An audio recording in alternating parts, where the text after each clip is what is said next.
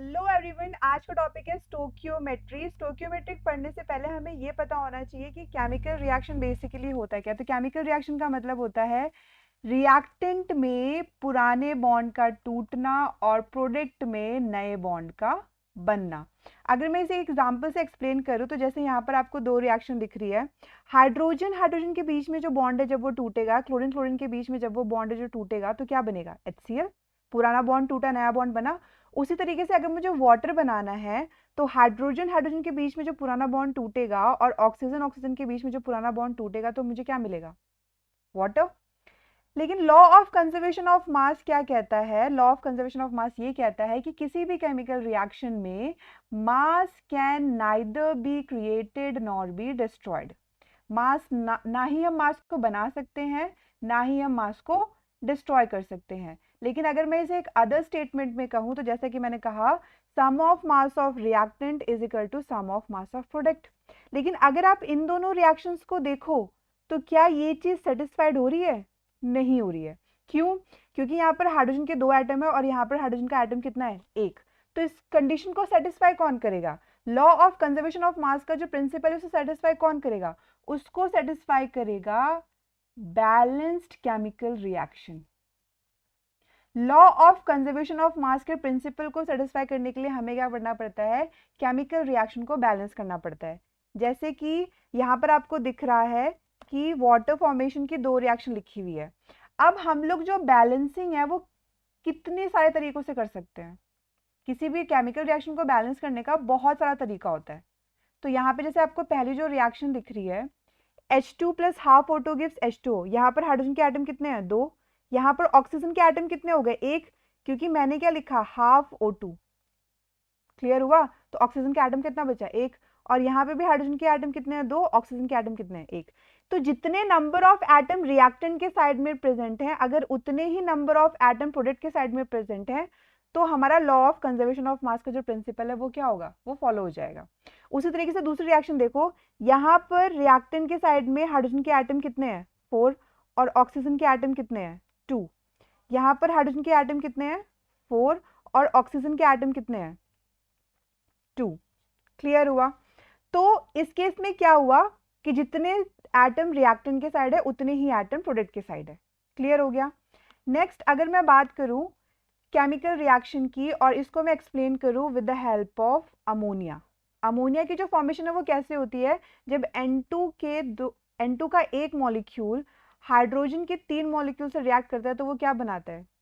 Ammonia के 2 molecule. इतना clear है? यहाँ पे नाइट्रोजन के आगे कुछ नहीं लिखा तो हम इसको क्या मान के चलते हैं? 1। यहाँ पे जो नंबर्स है ना 1 3 2, during balancing a chemical reaction जो हमें नंबर्स मिलते हैं इनको हम लोग क्या कहते हैं? इनको हम लोग कहते हैं स्टोकियोमेट्रिक कोफिशिएंट। और ये जो स्टोकियोमेट्रिक कोफिशिएंट है ये एक रेसिपी बताता है। किसके बारे में? स्टोकियोमेट्री के बारे में। देखो कैसे। इस रिएक्शन से आपको क्या समझ में आ रहा है? इस रिएक्शन से आपको ये समझ में आ रहा है कि जो 1 मॉलिक्यूल ऑफ N2 है इसको H2 के कितने मॉलिक्यूल की जरूरत है? 3। तो NH2 का कितना मॉलिक्यूल बनेगा? 2। क्लियर हुआ? उसी तरीके से अगर मैं N2 के 2 मॉलिक्यूल ले लूं, अगर मैंने N2 के 2 मॉलिक्यूल लिए तो हाइड्रोजन के कितने मॉलिक्यूल लगेंगे? 6। एक मॉलिक्यूल ऑफ N2 को 3 मॉलिक्यूल ऑफ हाइड्रोजन की जरूरत थी, तो 2 मॉलिक्यूल ऑफ N2 को कितने मॉलिक्यूल की जरूरत पड़ेगी? 6। और NH2 के कितने आ जाएंगे? 4। उसी तरीके से अगर मैं N2 के Na मॉलिक्यूल ले रही हूँ, Na का मतलब क्या होता है? Na का मतलब होता है 6.022 into 10 to the power 23। Na molecule मतलब 6.022 into 10 to the power 23 molecule. N2 के अगर मैंने Na मॉलिक्यूल लिए तो H2 के कितने आ जाएंगे? 3 Na मॉलिक्यूल और NH3 के 2 Na मॉलिक्यूल। और ये सब हम अच्छी तरीके से जानते हैं कि जो 1 मोल होता है वो किसके इक्विवेलेंट होता है? वो होता है Na मॉलिक्यूल के इक्विवेलेंट। क्लियर है? तो यहाँ पर Na मॉलिक्यूल ऑफ N2 का मतलब हो जाएगा 1 मोल N2, 3 Na molecule of H2 का मतलब 3 मोल H2 और 2 Na मॉलिक्यूल का मतलब हो जाएगा 2 मोल NH3। क्लियर हुआ? अब अगर मैं बात करूँ स्टोकियोमेट्री की इन टर्म्स ऑफ थ्योरी कि इसकी डेफिनेशन क्या होती है, तो बहुत सिंपल सा मतलब है। जो स्टोकियोमेट्री है, ये जो वर्ड है ये डिराइव्ड हुआ है ग्रीक रूट से, जिसमें स्टोकियन का मतलब होता है एलिमेंट और मेट्रॉन का मतलब होता है मेजर। मतलब हमें सिर्फ एलिमेंट मेजर करना है। आगे जो डेफिनेशन लिखी है, stoichiometric is a scientist way of measuring element and other chemicals in a chemical reaction. Suppose जब हम लोग घर में दाल बनाते हैं, चाय बनाते हैं, तो दाल में कितनी हल्दी और कितना पानी और कितना नमक पड़ेगा, उसकी एक क्वांटिटी डिसाइड है, वो हमें कौन बताता है? स्टोक्योमेट्री। उसी तरीके से जब हम लोग चाय बना रहे हैं, तो चाय में कितनी चाय पत्ती और कितना शुगर, कितना मिल्क पड़ेगा, तो वो भी हमें कौन बताता है? स्टोक्योमेट्री।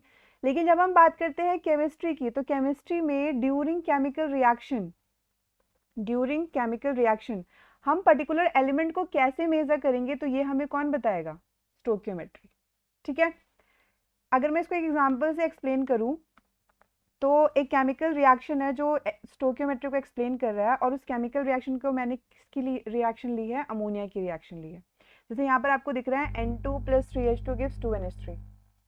ठीक है, और मैंने आपको बताया था कि जो नंबर ऑफ मोल्स होते हैं उसके 3 फॉर्मूले होते हैं। एक होता है Q/Na, दूसरा होता है given mass upon atomic mass, अगर एटम है और मॉलिक्यूल है तो मॉलिक्यूलर मास, और यहाँ पर आ जाएगा volume in litre at STP upon 22.4 litre. ठीक है, अगर मैं बात करूँ इन टर्म्स ऑफ मोल में, तो मोल में यहाँ पर N2 का एक क्वेश्चन लिखा, तो हम इसको क्या मान लेंगे? 1 मोल N2, और H2 के आगे कितना लिखा है? 3, तो हम इसको कितना मान लेंगे? 3 मोल H2 और NH3 का 2 मोल। 1 मोल N2 जब 3 मोल H2 के साथ रिएक्ट करेगा तो हमें कितना मिलेगा? हमें मिलेगा 2 मोल अमोनिया। नेक्स्ट अगर मैं बात करती हूँ इन टर्म्स ऑफ क्वांटिटी की, तो क्वांटिटी में क्या आएगा? मॉलिक्यूल आएगा। तो N2 के कितने मॉलिक्यूल्स हो गए? Na molecule. तो H2 के कितने हो जाएंगे? 3Na, और कितना अमोनिया बनेगा? 2Na molecule of ammonia form होगा। नेक्स्ट अगर मैं बात करूं किसकी? वेट की, in terms of weight, stoichiometric in terms of weight. तो यहाँ पर नाइट्रोजन के एक एटम का मास कितना होता है? 14, तो 2 का कितना हो जाएगा? 28, तो ये 28 ग्राम N2 आ गया। हाइड्रोजन जो H2 होता है उसका मास कितना होता है? उसका होता है 2 ग्राम, बट यहाँ पे 3 है तो 3 × 2 कितना हो जाएगा? 6 ग्राम H2। और यहाँ पर NH3 जो अमोनिया है, इसका मॉलिक्यूलर मास कितना होता है? 17, बट यहाँ पे 2 मॉलिक्यूल है अमोनिया का, तो कितना आ जाएगा? 34 ग्राम NH3। इनको हम ऐड ऑन करेंगे, क्योंकि यहाँ पर क्या अप्लाई हो रहा है? यहाँ पर अप्लाई हो रहा है लॉ ऑफ कंजर्वेशन ऑफ मास, और यहाँ पर हम लोग वेट कैलकुलेट भी कर रहे हैं। तो जब N2 के मास को हम लोग हाइड्रोजन के मास के साथ ऐड करेंगे, तो वो भी किसके इक्विवेलेंट आएगा? वो भी किसके इक्विवेलेंट आएगा? 34 ग्राम के। तो रिएक्टेंट के मास का सम किसके इक्विवेलेंट हुआ? प्रोडक्ट के मास के सम के। उसी तरीके से अगर मैं स्टोक्योमेट्रिक अप्लाई करती हूँ इन टर्म्स ऑफ वॉल्यूम, तो हमें पता है कि जो 1 मोल ऑफ वॉल्यूम होता है एट STP वो 22.4 लीटर के इक्वल होता है। ये मैं ऑलरेडी आपको बता चुकी हूँ। तो यहाँ पे जो 1 मोल N2 है, तो ये किसके इक्विवेलेंट हो जाएगा? 22.4 लीटर N2 के। और जो 3 मोल H2 है वो किसके इक्विवेलेंट हो जाएगा? 3 × 22.4 लीटर H2, जो किसके इक्विवेलेंट आएगा? 67.2 लीटर H2 के। उसी तरीके से अगर मैं बात करती हूँ NH3 की, तो NH3 के 2 मोल है, तो ये कितना हो जाएगा? 2 × 22.4 लीटर NH3, जो किसके इक्विवेलेंट आएगा? 44.8 लीटर NH3 के। क्लियर हुआ? So class, this is all about stoichiometry. लेकिन अगर आपको इस लेक्चर से रिलेटेड अभी भी कोई डाउट है तो आप कमेंट कर सकते हैं और आपका डाउट रिजॉल्व हो जाएगा। Till then keep smiling, keep shining and good bye.